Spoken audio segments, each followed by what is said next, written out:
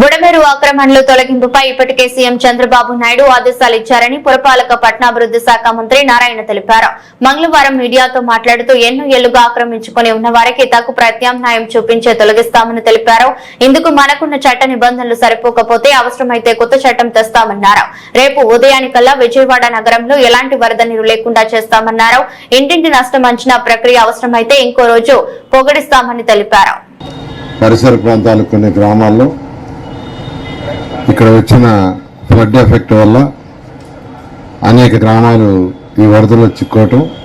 అదేవిధంగా విజయవాడ కార్పొరేషన్ తీసుకుంటే 62 డివిజన్లు ఉంటే అందులో 64 డివిజన్లు ఉంటే అందులో 32 డివిజన్లు టోటల్గా వరదలో చిక్కుపోయినాయి.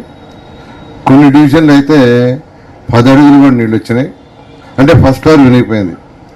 కొన్నిట్లు 8 అడుగులు 6 అడుగులు 4 అడుగులు ఇలా రావటానికి ఏంటంటే గత 200 సంవత్సరాల్లో ఎప్పుడు రాని విధంగా ఒకేసారి వర్షం రావటం, బుడమేరు పొంగటం, గండు పట్టడం,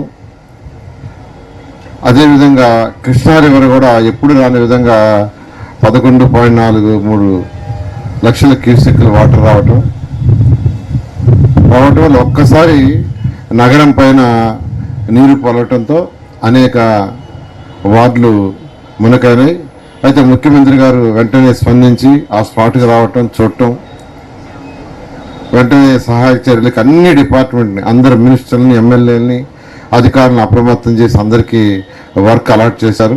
ఎవరెవరు వచ్చారని ముఖ్యమంత్రి గారు కూడా ఆ రోజు అక్కడే చెప్పారు. సింగ్ నగర్ దగ్గరికి వచ్చి చూసిన వెంటనే స్పాట్లో చెప్పారు, నేను వెంటనే కలెక్టరేట్కి పోతాను, అక్కడే ఉంటాను.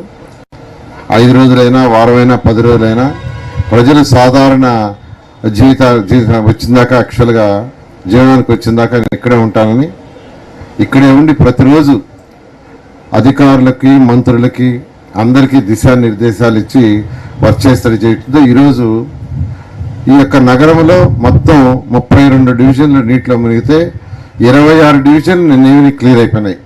శానిటేషన్ కూడా పూర్తి చేస్తాం. అయితే మరొక 6 డివిజన్లు మాత్రం నీటిలో 3 అడుగులు 2 అడుగులు 1 అడుగు ఉన్నాయి. దానికి యాక్చువల్గా రాత్రి అయితే ఒక స్పెషల్ డ్రైవ్ చేసాం. మీ టీవీలో వాళ్ళు కూడా వచ్చారు. రాత్రి నున్నగపోయే రోడ్లు యాక్చువల్గా ఒక పక్క 4 అడుగుల ఎత్తులో లెఫ్ట్ సైడ్ వాటర్ ఉంది, రైట్ సైడ్ 4 అడుగులు డౌన్లో ఉంది.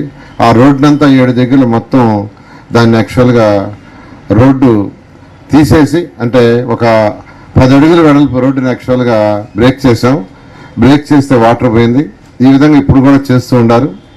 రేపు తెల్లవారికైతే అక్కడ 100% వాటర్ పోయేటట్టుగా ఎక్విప్మెంట్ని, జేసీబీలని, ప్రొక్లైన్ని, ట్యాంకర్లు అన్నింటినీ పెట్టి వర్క్ జరుగుతుంది.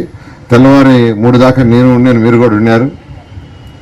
మళ్ళీ 6 గంటల నుంచి యాక్చువల్గా అక్కడ అందరు అధికారులు అందరూ పోయి వర్క్ చేస్తున్నారు. బహుశా రేపు తెల్లవారికి మాత్రం 99% మొత్తం వాటర్ పోతుంది. అది పోతే 61, 62, 63, 64 ఈ 4 డివిజన్లో వాటర్ పోతుంది. ఈ 4 డివిజన్లో వాటర్ ఉండటానికి కారణం ఏంటంటే ఆ నున్నాకు పోయే రోడ్లో